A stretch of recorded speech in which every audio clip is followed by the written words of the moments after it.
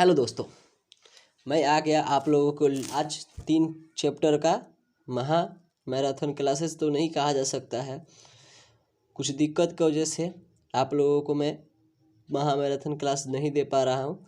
आज चलिए चलते हैं। कहानी 20 के दांत क्या है, कहानी है। इसके लेखक कौन है? ननिल मिलचुन शर्मा।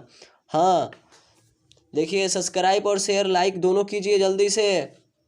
चलिए, ननिल मिलचुन शर्मा का जन्म कहाँ हुआ था? पटना के बंदरगाह घाट। चलिए चलते हैं हम अगले क्वेश्चन की ओर। ननिल मिलचुन शर्मा के पिताजी का क्या नाम था? रामावतार शर्मा। चलिए चलते हैं अगले क्वेश्चन की ओर। ननिल मिलचुन शर्मा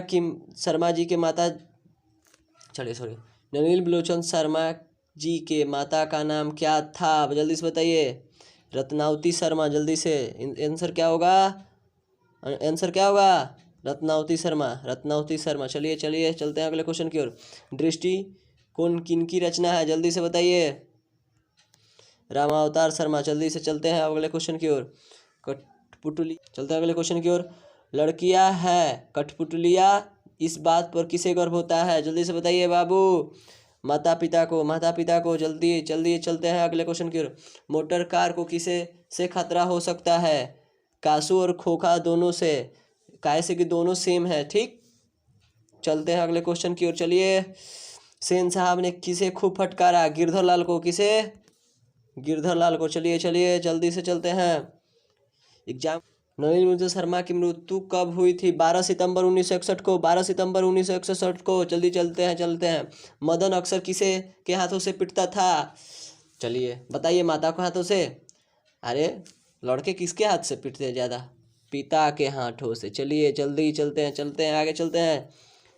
कौवे की जमानत में शामिल होने के लिए कौन ललक गया? बताइए। इस कहावत में क्या है? हंस। कौन ललक गया? हंस। 20 के दांत शीर्षक कहानी के कहानीकार कौन है? जल्दी से बताइए। पहले ही जान चुके हैं। ननिल मिलचुन शर्मा। चलिए। गिरधर कौन था? कासू के पिता, मदन के पिता। कौन था? मदन के पिता। चलिए, खोखा किसको कहते हैं? कासू को। किसे कहते हैं? कासू को। बोले थे अगले बार। चलिए, सेन साहब अपने पुत्र को क्या बनाना चाहते थे? इंजीनियर, बिजनेसमैन और इंजीनियर। जल्दी चलते हैं अगले क्वेश्चन की ओर। मदन की उम्र क्या थी? जल्दी से बताइए। मदन की उम्र क्या थी? 5-6 साल। चलिए। कासू मदन के साथ किस खेल में शामिल होना चाहता था? यानी शामिल होना चाहता था। जल्दी से बताइए। लट्टू के खेल में। किसमें? लट्टू के खेल में। ठीक, चलिए। मदन कासू के कितने दांत तोड़े? 2। कितने? 2। चलिए, ननिल मिलचुन शर्मा का जन्म कहाँ हुआ था? कब हुआ? ननिल मिलचुन शर्मा का जन्म कब हुआ था? 18 फरवरी 1916 को। चलिए आगे चलते हैं। ऐसे ही लड़के आगे चलकर गुंडे, चोर, डाकू बनते हैं। यह पंक्ति कहानी के किस पात्र से कही गई? चलिए बताइए। गिरधर से, सेन साहब की धर्मपत्नी से, सेन साहब से। जल्दी से बताइए किसे कहा गई?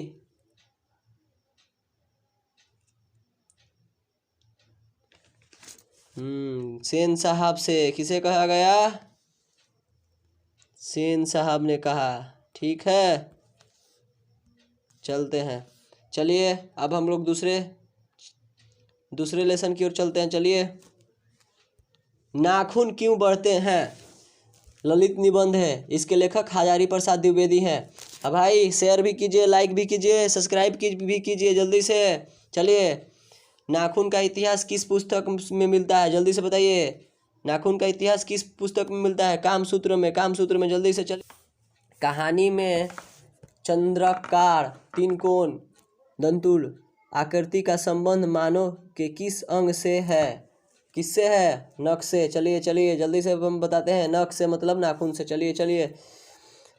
अलक्तक क्या अर्थ होता है? अलता। क्या होता है?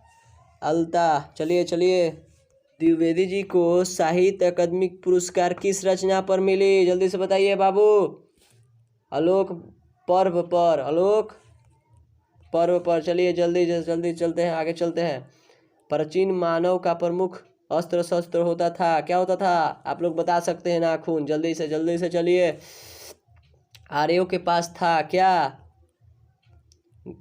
लोहे का अस्त्र, घोड़े का अस्त्र, कच्ची मिट्टी का अस्त्र, सभी इनमें से सभी करते हैं। चलिए, नख धारण मनुष्य आज किस पात्र पर भरोसा करता है? नख धारण मनुष्य आज किस पर भरोसा करता है? नखधार मनुष्य आज किस पर भरोसा करता है? नखधार मनुष्य आज किस पर भरोसा करता है? Atom bomb. पाकिस्तान बार बार धमकी देता है एटम बम छोड़ने के लिए, क्या हिंदुस्तान उससे थोड़े कम है? मनुष्य की मनुष्यता यही है कि वह सबके दुख सुख को सहानुभूति के साथ देखता है। यह तथ्य किसका है? गौतम बुद्ध। गौतम बुद्ध बहुत ही नाखून क्यों बढ़ते हैं? यह निबंधकार है। चलिए इसे बताइए, ये तो आप जानते ही होंगे, हजारी प्रसाद द्विवेदी। चलिए चलते हैं अगले क्वेश्चन की। आचार्य हजारी प्रसाद द्विवेदी जी का साहित्य की किस विधा में लेख नहीं है? जल्दी से बताइए, जल्दी से। किस विधा में लेख नहीं है? कहानी में। जल्दी चलिए, कहानी में। चलिए अगले क्वेश्चन की ओर चलते हैं। कौन सी रचना हजारी प्रसाद द्विवेदी की नहीं है? जल्दी से बताइए, जल्दी से। हजारी प्रसाद द्विवेदी की नहीं है, बताइए बाबू जल्दी से। माटी की मूरत। जल्दी से चलिए, माटी का मूरत यही होगा। चलिए आगे क्वेश्चन करते हैं। द्विवेदी जी ने निर्जल अपराधी किसे कहा है? चोर को, डाकू को, बदमाश को? नहीं, किसे कहा है? नाखून को। चलिए, कामसूत्र किसकी रचना है? आप तो जानते ही हैं, हजारी प्रसाद द्विवेदी। चलिए। सीतक का अर्थ है मोम। क्या है? मोम। चलिए चलते हैं अगले क्वेश्चन की ओर। महाभारत है पुराण, क्या है? पुराण। चलिए हजारी प्रसाद द्विवेदी द्वारा रचित पाठ है, आप जानते हैं। नाखून क्यों बढ़ते हैं? चलिए जल्दी से चलते हैं अगले क्वेश्चन की ओर। ललित निबंध है, बहुत आसान क्वेश्चन। नाखून क्यों बढ़ते हैं? चलिए अगले क्वेश्चन की ओर। कौन छोटे नख को पसंद करते थे? दाक्षिणात्य के, ठीक। नख किसका प्रतीक होता है? प्रस्तुता का। चलिए चलते हैं अगले क्वेश्चन की ओर। किस देश के लोग बड़े बड़े नख पसंद करते हैं? गौन देश के, ठीक। अब क्वेश्चन हम लोग का समाप्त, एंड हुआ। और चलते हैं अब अगले क्वेश्चन की ओर। चलिए, सीखा, यह भी हम लोग को पढ़ना है। भारत में हमने क्या सीखा? मैक्स मुलर निबंध है। सब्सक्राइब और लाइक शेयर कीजिए जल्दी से। चलिए, भारत में हमने क्या सीखा? मैक्स मुलर लिखे हैं इसको, यह क्या है? निबंध है। सब्सक्राइब और लाइक और शेयर दोनों कीजिए जल्दी से बाबू। चलिए हम क्वेश्चन पर चलते हैं। मैक्स मुलर का जन्म बताइए, मैक्स मुलर का जन्म कहाँ हुआ था? जल्दी से। Washington America. कहाँ हुआ था? Washington America. जल्दी से चलिए। कालिदास रचित मेघदूत का पद अनुवाद किसने किया? जल्दी से बताइए। मैक्स मुलर ने। किसने? मैक्स मुलर ने। किसने किया? मैक्स मुलर ने। जल्दी से चलिए, चलते हैं अगले क्वेश्चन की ओर। किसने वाराणसी के पास सोने के सिक्के को घड़ा मिला था? जल्दी से बताइए, किसे मिला था? वार्नेन हेस्टिंग्स को। किसे? चलिए अगले क्वेश्चन की ओर चलते हैं। कौन प्राचीन भाषा है? संस्कृत, और क्या होगा? चलिए चलते हैं अगले क्वेश्चन की ओर। मैक्स मुलर की मृत्यु कब हुई थी? जल्दी से बताइए, जल्दी से। मैक्स मुलर की मृत्यु कब हुई थी?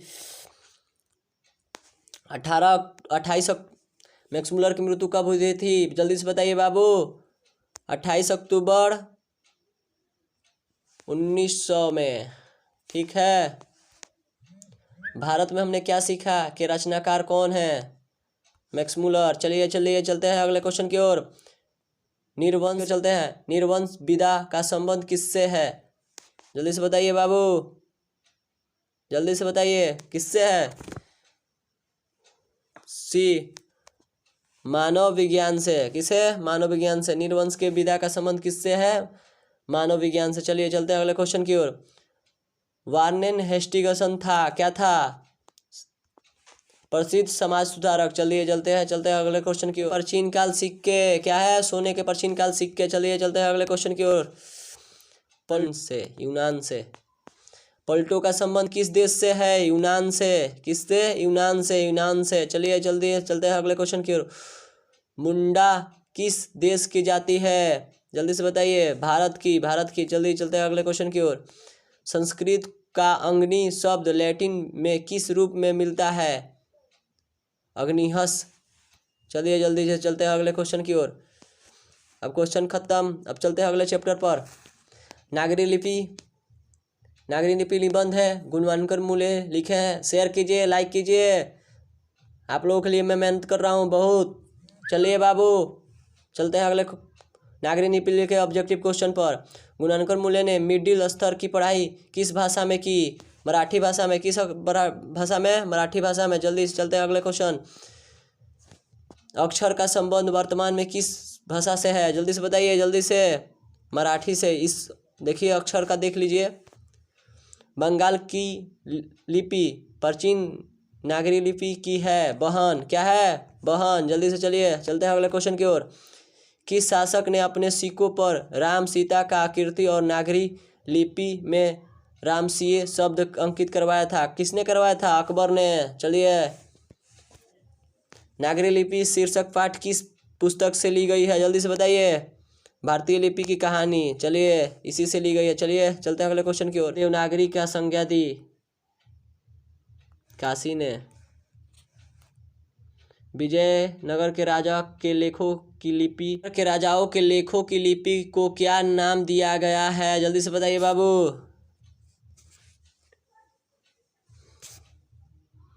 नंदी नागरी लिपि। चलिए क्या दिया गया है? नंदी नागरी लिपि। चलिए अगले क्वेश्चन की ओर चलते हैं। नागरी लिपि कब एक सर्वदेशिक लिपि थी? जल्दी से बताइए, जल्दी से। 8वीं और 11वीं सदी में। चलिए। पहले दक्षिण भारत की नागरी लिपि क्या थी? जल्दी से बताइए। सिद्धम। क्या थी? सिद्धम। गुणवानकर मूल्य का जन्म कब हुआ था? जल्दी से बताइए बाबू। 1935 ईस्वी में। चलिए चलते हैं अगला क्वेश्चन की ओर।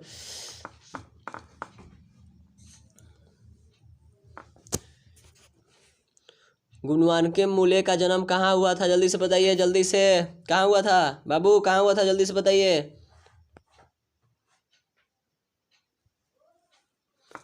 कहाँ हुआ था? महाराष्ट्र। चलिए। भारतीय लिपि की कहानी इनकी प्रसिद्ध रचना है। किनकी प्रसिद्ध रचना है? जल्दी से बताइए। गुणवानकर मूल्य। चलिए।